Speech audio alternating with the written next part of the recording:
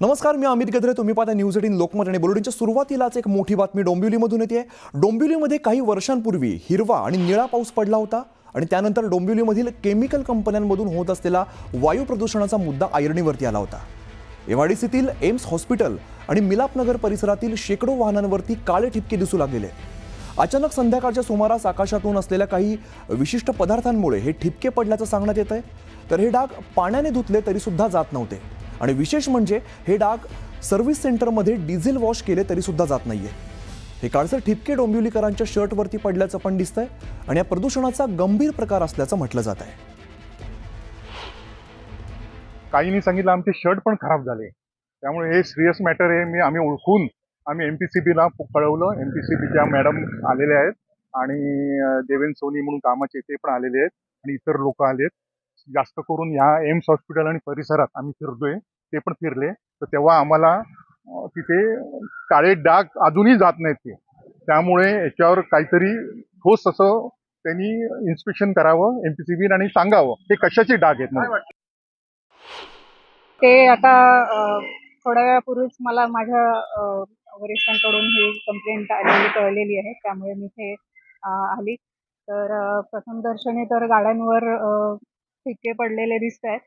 तर याची आम्ही अजून सखोल पाहणी करतोय आणि त्याचा अहवाल सर्वांनाच लवकरच कळेल.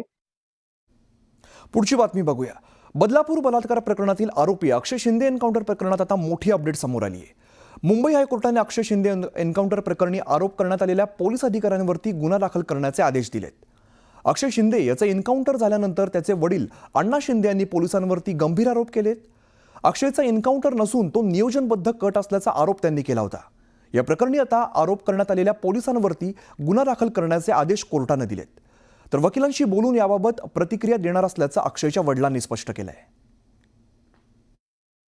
नाही सर, काय बोलू शकत नाही. वकिलाशिवाय काय बोलून घेत नाही. ओके, प्रतिक्रिया नाही देऊ शकत का? नाही सर, काय बोलू शकत नाही. वकिलाशिवाय काय बोलून घेत नाही. ओके, प्रतिक्रिया नाही देऊ शकत का? आणि यानंतर बुलेटिनमध्ये घेऊया बातम्यांचा वेगवान आढावा. घरगुती गॅस सिलेंडरच्या दरात 50 रुपयांची वाढ झाली आहे. उज्ज्वला योजनेअंतर्गत असलेल्या सिलेंडरला देखील दरवाढ लागू होणार आहे. त्यामुळे आता सर्वसामान्यांच्या खिशाला कात्री बसणार आहे. केंद्र सरकारकडून पेट्रोल आणि डिझेलवरील एक्साईज ड्युटीमध्ये 2 रुपयांची वाढ करण्यात आली आहे. दरम्यान पेट्रोल आणि डिझेलच्या दरात वाढ होणार नाहीये, फक्त एक्साईज ड्युटी वाढवण्यात आल्याचं पेट्रोलियम मंत्रालयाकडून स्पष्ट करण्यात आलं. शेअर बाजारात आज 2226 अंकांची घसरण झाली. सेन्सेक्स 73,137 तर निफ्टी 22,161 अंकांवरती बंद झालं. त्यामुळे गुंतवणूकदारांचे एकाच दिवसात 19 लाख कोटींचं नुकसान झालंय. प्रशांत कोरटकरचा जेलमधील मुक्काम पुन्हा एकदा वाढलाय. कोरटकरच्या जामीन अर्जावरील निकाल कोल्हापूर सत्र न्यायालयाने राखून ठेवलाय. कोरटकरच्या जामिनावरती 9 एप्रिलला कोर्ट निकाल देणार आहे. तनिषा भिसे मृत्यू प्रकरणी दीनानाथ मंगेशकर रुग्णालयाने पत्रकार परिषद घेतली. मात्र पत्रकार प्रश्न विचारत असतानाच दीनानाथचे डीन डॉक्टर धनंजय केळकर हे निघून गेले. पत्रकारांच्या प्रश्नांना उत्तर न देताच केळकरांनी पत्रकार परिषदेतून काढता पाय घेतला. तुळजापूर ड्रग्ज तस्करी प्रकरणी पुजारी सुद्धा आरोपी असल्याचं उघड झालंय. चौकशीमध्ये आतापर्यंत 11 पुजाऱ्यांची नावं समोर आली आहेत. गुन्हे दाखल असलेल्या पुजाऱ्यांवरती मंदिर प्रशासन सुद्धा आता कारवाई करणार आहे. नवी मुंबई मर्चंट चेंबरचा भूखंड सिडकोने जप्त केलाय. वाशीमध्ये गोडाऊनसाठी 1998ला व्यापारी संस्थेला भूखंड दिलेला होता. मात्र 1998 पासून या भूखंडावरती बांधकाम झालं नाहीये. भूखंडाचे 64 कोटी रुपये सिडकोकडे भरण्यात आले नव्हते. त्यामुळे मर्चंट चेंबरचा भूखंड हा जप्त करण्यात आलाय. कुणाल कामराला मद्रास हायकोर्टाकडून दिलासा कायम देण्यात आलाय. कामराच्या याचिकेवरील सुनावणी 17 एप्रिलपर्यंत तहकूब करण्यात आली. एकनाथ शिंदे यांच्यावरती केलेल्या गाण्यामुळे कुणाल कामराविरोधात गुन्हा दाखल केला होता. नाशिकच्या काळाराम मंदिराचे अध्यक्ष मनील कुमार लोकवणी यांना उच्च न्यायालयाने हटवलंय. पूजेचे पैसे व्याजासह कोर्टात जमा करण्याचे आदेश देण्यात आले. दरम्यान या आदेशामुळे नाशिक शहरामध्ये खळबळ उडाली. राष्ट्रीय आर्थिक दुर्बल घटक शिष्यवृत्ती परीक्षेत धाराशिवमध्ये मास कॉपी झाल्याचा धक्कादायक प्रकार समोर आलाय. धाराशिव जिल्ह्यातील 215 पैकी 125 विद्यार्थी एकाच केंद्रावरील असल्याचं समजतंय. चौकशी करून संबंधितांवरती कारवाई करावी अशी मागणी प्राथमिक शिक्षक महासंघाने शिक्षण विभागाकडे केली आहे. शिष्यवृत्ती परीक्षेतील मास कॉपी प्रकरणात न्यूज 18 लोकमतच्या बातमीची प्रशासनाने दखल घेतली आहे. जिल्हा परिषद मुख्य कार्यकारी अधिकारी महिला घोष यांनी चौकशी समिती नियुक्ती केलेली आहे. चौकशी समितीला 7 दिवसात अहवाल सादर करण्याचे आदेश दिले.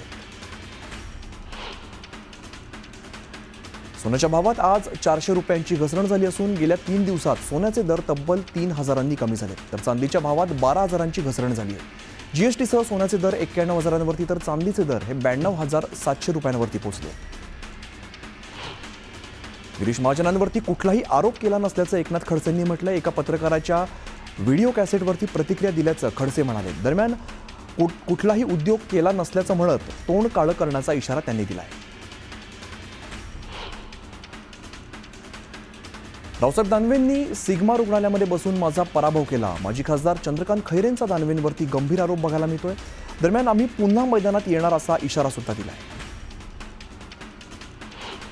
धाराशिव जिल्हा मजूर फेडरेशनवर महायुतीचा झेंडा फडकलाय. भाजप आमदार राणा जगजितसिंह पाटलांनी आपलं वर्चस्व कायम राखत खासदार ओमराजे निंबाळकर आणि आमदार कैलास पाटील यांना धक्का दिलाय. खासदार सुप्रिया सुळेंनी भिसे कुटुंबियांची भेट घेतली. त्यांनी भिसे कुटुंबियांकडून घडलेल्या सर्व प्रकाराची माहिती जाणून घेतली. या संपूर्ण घटनेबाबत मुख्यमंत्री देवेंद्र फडणवीस आणि राज्याच्या आरोग्य विभागासोबत चर्चा करणार असल्याची माहिती दिली. नंदुरबारमध्ये आजपासून 3 दिवस आरोग्य मंथन शिबिराचं आयोजन करण्यात आलंय. कृषी मंत्री माणिकराव कोकाटे यांच्या हस्ते शिबिराचं उद्घाटन करण्यात आलं. दरम्यान उल्लेखनीय कामगिरी करणाऱ्यांचा सत्कार सुद्धा झाला. परभणीच्या पालकमंत्री मेघना बोर्डीकर यांनी पालिका आयुक्तांची भेट घेतली. यावेळेला त्यांनी शहरातील विविध विकास कामांबाबत आयुक्तांशी चर्चा केली. दरम्यान शहरातील अतिक्रमण हटाव मोहिमेचाही त्यांनी आढावा घेतलाय. अमरावती आणि बडनेरा शहरात पाण्याची समस्या निर्माण झाली. त्यामुळे आमदार रवी राणांनी महाराष्ट्र जीवन प्राधिकरण विभागाच्या अधिकाऱ्यांसोबत बैठक घेतली. तातडीने पाण्याची समस्या सोडवण्याची मागणी यावेळेला राणांनी केली. गोरक्षा समितीच्या माध्यमातून कुरेशी समाजावरती अन्याय केला जात असल्याचा आरोप माजी आमदार आसिफ शेख यांनी केला. त्यामुळे कसाब व्हायलाही तयार असल्याचं वक्तव्य त्यांनी केल्यामुळे खळबळ उडाली. सांगली जिल्हा परिषदेत 3 AC शववाहिकांचं लोकार्पण झालं. पालकमंत्री चंद्रकांत पाटलांच्या हस्ते या शववाहिकांचं लोकार्पण पार पडलं. मथाडी कामगारांच्या कायद्यामध्ये बदल करण्यात आला. त्यामुळे खोटे कामगार ओळखून खऱ्या कामगारांना न्याय देता येणार आहे. दरम्यान कामगारांच्या समस्याही तातडीने सोडवता येणार अशी माहिती कामगार मंत्र्यांनी दिली. लोणावळ्यातील मनसे कार्यकर्त्यांचं राज ठाकरेंनी कौतुक केलंय. मराठी भाषेबाबत जनजागृती केल्यामुळे ठाकरेंनी कार्यकर्त्यांचं अभिनंदन केलंय. तनिषा भिसे प्रकरणी पुण्यातील दीनानाथ मंगेशकर रुग्णालय वादाच्या भोवऱ्यात सापडलंय. दरम्यान रुग्णालयातील डॉक्टर सुश्रुत घैसास यांनी राजीनामा दिलाय. दीनानाथ रुग्णालय प्रशासनाला त्यांनी आपला राजीनामा सुपूर्द केलाय. भिसे कुटुंबियांनी राज्य महिला आयोगाच्या अध्यक्षा रुपाली चाकणकर यांना पत्र लिहिलंय. डॉक्टर घैसास यांच्यामुळेच गर्भवती महिलेचा जीव गेल्याचा कुटुंबियांनी पत्रातून आरोप करण्यात आलेला आहे. घैसास यांच्यावरती सदोष मनुष्यवधाचा गुन्हा दाखल करण्याची नातेवाईकांनी पत्रातून मागणी केली आहे. पुणे गर्भवती मृत्यू प्रकरणात डॉक्टर घैसास यांच्या विरोधात फौजदारी गुन्हा दाखल करण्याची मागणी आमदार अमित गोरखेंनी केली आहे. तर त्यांची वैद्यकीय सनद रद्द करण्याची मागणी सुद्धा केली आहे. डोंबिवलीमधील केमिकल कंपन्यांमधून होत असलेल्या वायू प्रदूषणाचा मुद्दा ऐरणीवरती आलाय. एमआयडीसीतील एम्स हॉस्पिटल आणि मिलापनगर परिसरातील शेकडो वाहनांवरती काळे ठिपके उठून आलेत. अचानक संध्याकाळच्या सुमारास आकाशातून आलेल्या या काही विशिष्ट पदार्थामुळे हे ठिपके पडल्याचं सांगितलं जात आहे. उल्हासनगरच्या शास्त्रीनगर परिसरात एक आई आपल्या 9 वर्षाच्या मुलीला रोज बेदम मारहाण करायची आणि या संदर्भात स्थानिकांनी पोलिसांना माहिती दिल्यानंतर चौकशी केली असता संबंधित महिला बांगलादेशी असल्याचं उघड झालं. दरम्यान या महिलेविरोधात गुन्हा दाखल करत तिला अटक करण्यात आली. बोरिवलीमध्ये बेस्ट बस खाली चिरडून 3 वर्षीय चिमुकलीचा मृत्यू झालाय. राजेंद्र नगरचा पूल ओलांडताना ही घटना घडली. बस चालकाला ताब्यात घेत पोलिसांनी तपास सुरू केलाय. गेटवे ऑफ इंडिया आणि रेडिओ क्लब दरम्यान मुंबई मेरीटाईम बोर्डाकडून 229 कोटी रुपये खर्चून कुलाबा जेट्टी आणि टर्मिनल प्रकल्प प्रस्तावित आहे. मात्र या प्रकल्पाला स्थानिक नागरिकांनी विरोध केलाय. भाऊचा धक्का किंवा इतर ठिकाणी जेट्टी उभारण्यात यावी अशी मागणी नागरिकांनी केली. पुण्यातील जेएम रोड परिसरात वाळूने भरलेला ट्रक चेंबरमध्ये अडकला. ट्रकचं मागचं चाक चेंबरमध्ये अडकल्यामुळे मोठी वाहतूक कोंडी झाली. त्यामुळे वाहन चालकांना याचा मनस्ताप सहन करावा लागला. पिंपरी चिंचवडच्या कुंजबन सोसायटीमध्ये 9व्या मजल्यावरील फ्लॅटला भीषण आग लागली. अग्निशमक दलाच्या जवानांनी आगीवरती नियंत्रण मिळवत रहिवाशांना सुखरूप बाहेर काढलं. शहापूर तालुक्यात सर्वाधिक तापमानाची नोंद झाली आहे. शहापूर तालुक्यात तापमानाचा पारा हा 46 अंशांवरती पोहोचलाय. त्यामुळे आरोग्य विभागाकडून काळजी घेण्याचं आवाहन केलं जात आहे. विदर्भाच्या तापमानात मोठी वाढ झालेली आहे. अकोल्यामध्ये सर्वाधिक म्हणजे 44.2 अंश तापमानाची नोंद झाली आहे. दरम्यान नागरिकांनी काळजी घ्यावी असं प्रशासनाने आवाहन केलंय. भुसावळमध्ये उष्णतेमुळे नागरिक हैराण झाले. त्यामुळे भुसावळचं तापमान 43.3 अंशांवरती पोहोचलंय. यंदाच्या उन्हाळी मोसमातील हे सर्वाधिक तापमान आहे. दरम्यान नागरिकांनी काळजी घ्यावी असं आवाहन केलं जात आहे. चंद्रपुरात उष्णतेमुळे नागरिक हैराण झाले. तापमानाचा पारा 43 अंशांवरती गेलाय. उन्हापासून संरक्षण करण्यासाठी दुपट्टा, गॉगल अशा साहित्याचा वापर केला जातोय. यवतमाळमधील तापमानात मोठी वाढ झाली. तापमानाचा पारा 42.4 अंशांवरती पोहोचला. त्यामुळे प्रशासनाकडून नागरिकांनी काळजी घ्यावी असं आवाहन केलं जात आहे. इकडे चिपळूणमध्ये सुद्धा तापमानाचा पारा 42 अंशांवरती गेलाय. रत्नागिरी आणि सिंधुदुर्ग जिल्ह्यात उष्णतेची लाट जोर धरत असून हवामान खात्याने पुढील 4 दिवसांसाठी येलो अलर्ट जारी केलाय. धुळे जिल्ह्यात तापमानात मोठी वाढ झाली आहे. यंदा धुळे जिल्ह्याचा पारा 42 अंशांवरती पोहोचलाय. दरम्यान उन्हापासून बचाव करण्याचं आवाहन प्रशासन करत आहे.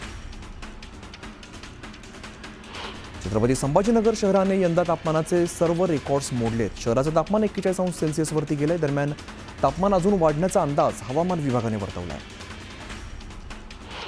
यवतमाळच्या पुसद तालुक्यातील अनेक गावांमध्ये पाणी टंचाईची समस्या निर्माण झाली. त्यामुळे 4 गावांमध्ये टँकरने पाणी पुरवठा केला जातोय.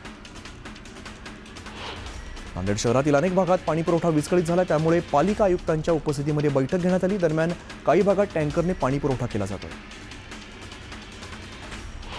हिंगोलीच्या सेनगाव परिसरात जंगलातील कृत्रिम पाणवठे हे कोरडे ठाक पडले. त्यामुळे वन्य प्राण्यांची भटकंती थांबवण्यासाठी वन विभागाकडून वन परिक्षेत्रामध्ये कृत्रिम पाणवठे उभे केले होते.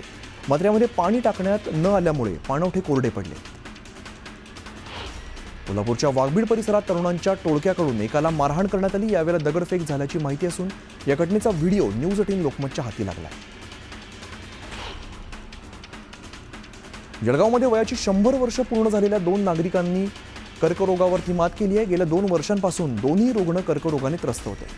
शस्त्रक्रिया यशस्वीरित्या पार पडल्यामुळे कुटुंबासोबत सुखरूप जीवन जगताय.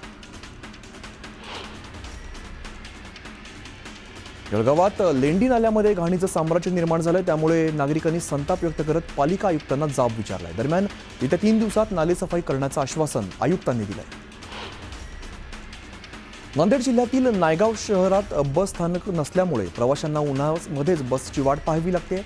दरम्यान नागरिकांनी तक्रार दिल्यानंतर शासकीय जागा उपलब्ध नसल्यामुळे बस स्थानक उभारण्यात आलं नाहीये अशी उत्तरं दिली जात आहेत. चिपळूण गुहागर मार्ग आणि मुंबई गोवा महामार्गाला जोडणारा वासिष्ठी नदीवरील एनरॉन पूल हा वाहतुकीसाठी बंद करण्यात आला. दुरुस्तीच्या कामाला सुरुवात झाल्यामुळे पुलावरून वाहतूक बंद केली. सावंतवाडीच्या सालईवाडा परिसरामध्ये गवारेड्यांच्या कळपाचा वावर दिसून आला. त्यामुळे परिसरातील नागरिकांमध्ये भीतीचं वातावरण आहे.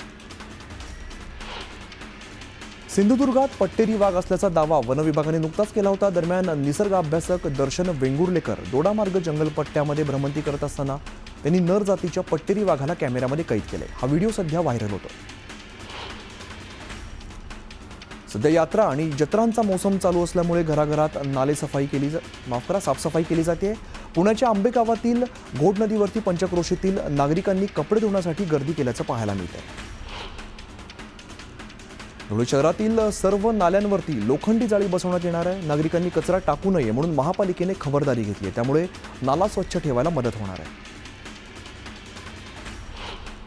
वाशिष्ठी नदीवरील एनरॉन पूल सध्या वाहतुकीसाठी बंद ठेवण्यात आला आहे. पुलाच्या दुरुस्तीच्या कामाला आता सुरुवात झाली. परशुराम घाटातील रॉक बोल्टिंगचं काम अंतिम टप्प्यामध्ये आलंय. त्यामुळे येणाऱ्या पावसाळ्यामध्ये दरड कोसळण्याचा धोका कमी होणार आहे. पाटणच्या लेंढोरी गावात एका शेतकऱ्याच्या शेतामध्ये रानगव्यांनी धुडगूस घातलाय. शेतामध्ये धुडगूस घालत 20 ते 25 गव्यांनी 4 एकरवरील कलिंगडाची शेती उद्ध्वस्त केली आहे. शासनाने वन्य प्राण्यांचा बंदोबस्त करण्याची मागणी आता शेतकरी करतात. जळगावच्या बोदवडमध्ये एकनाथ खडसेंविरोधात जोरदार आंदोलन करण्यात आलं. गिरीश महाजनांबाबत केलेल्या वक्तव्याच्या आंदोलनातून निषेध करण्यात आलाय. दरम्यान आंदोलकांनी जोरदार घोषणाबाजी केली. बुलढाण्यात महावितरण कार्यालयासमोर शेतकऱ्यांनी आंदोलन केलं. यावेळेला शेतकऱ्यांनी विद्युत पुरवठा सुरळीत करण्याची मागणी केली. विद्युत पुरवठा सुरळीत होईपर्यंत आंदोलन सुरूच ठेवणार असा इशारा शेतकऱ्यांनी दिलाय. गोंदियात महावितरण कार्यालयासमोर शेतकऱ्यांनी आंदोलन केलं. 12 तास विद्युत पुरवठा करण्याची मागणी यावेळेला करण्यात आली आहे. 2 दिवसात मागणी पूर्ण न केल्यास तीव्र आंदोलनाचा इशारा दिलाय.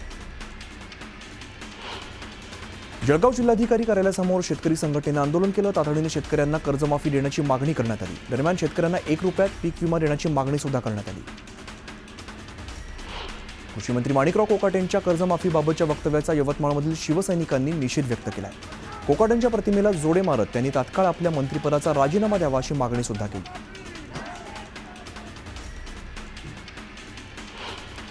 जळगावमध्ये ठाकरे गटाच्या कार्यकर्त्यांना पोलिसांनी ताब्यात घेतले. ताब्यात घेतलेले कार्यकर्ते कृषी मंत्री शिवराज सिंग चौहान यांना काळे झेंडे दाखवणार होते. दरम्यान चुकीच्या पद्धतीने ताब्यात घेतल्याचा आरोप या कार्यकर्त्यांनी केलाय.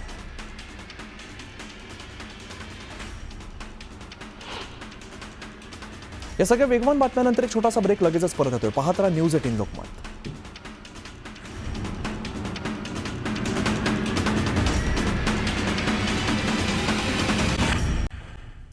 ब्रेकनंतर पुन्हा स्वागत. आता घेऊया उर्वरित बातम्यांचा वेगवान आढावा.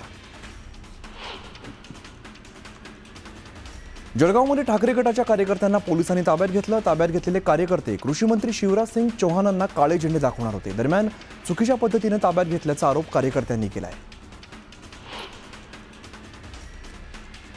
भिवंडीच्या आतकोली इथल्या डम्पिंग ग्राउंडवर विरोधात स्थानिक पंचक्रोशी संघर्ष समितीने 1 दिवस धरण आंदोलन केलं. ठाण्यातील कचरा या डम्पिंग ग्राउंडमध्ये टाकला जातोय. दरम्यान प्रशासन ग्रामस्थांच्या आरोग्याशी खेळ करत असल्याचा आरोप करत स्थानिक नागरिक आक्रमक झाले. मालवण तालुक्यातील देऊळवाडा ग्रामपंचायतीच्या नवीन इमारतीच्या बांधकामासाठी घेण्यात आलेल्या जमिनीत भ्रष्टाचार झाल्याचा आरोप करण्यात आलाय. या प्रकरणाची चौकशी व्हावी यासाठी ग्रामस्थांनी गटविकास कार्यालयाबाहेर वाजंत्री आंदोलन केलंय. नाशिकमध्ये दुहेरी हत्याकांडाविरोधात मोर्चा काढण्यात आलाय. पोलिसांचा सहभाग असल्याचा आरोप सामाजिक कार्यकर्त्यांसह नातेवाईकांनी केलाय. दरम्यान संबंधित पोलिसांवरती तातडीने कारवाई करण्याची मागणी केली जाते. पंढरपूरमध्ये महावितरण कंपनी विरोधात युवा सेनेने रास्तारोको आंदोलन केलं. वाघोली गावातील खंडित होणारा विद्युत पुरवठा तातडीने सुरू करण्याची मागणी यावेळेला करण्यात आली. बीडमध्ये ग्राम रोजगार सेवक संघटना आक्रमक झाली आहे. शेकडो ग्राम रोजगार सेवकांनी जिल्हाधिकारी कार्यालयासमोर धरण आंदोलन सुरू केलंय. 8,000 रुपये मानधन देण्यासह 2,000 रुपये भत्ता देण्याची मागणी या आंदोलकांनी केली. जळगावमध्ये विविध मागण्यांसाठी आरोग्य कर्मचाऱ्यांनी आंदोलन केलं. तातडीने मागण्या पूर्ण करण्याची मागणी प्रशासनाकडे केली आहे. मागण्या पूर्ण न केल्यास संप पुकारण्याचा इशारा दिलाय. यानंतर एक छोटासा ब्रेक लगेचच परत येतो. पाहत राहा न्यूज 18 लोकमत.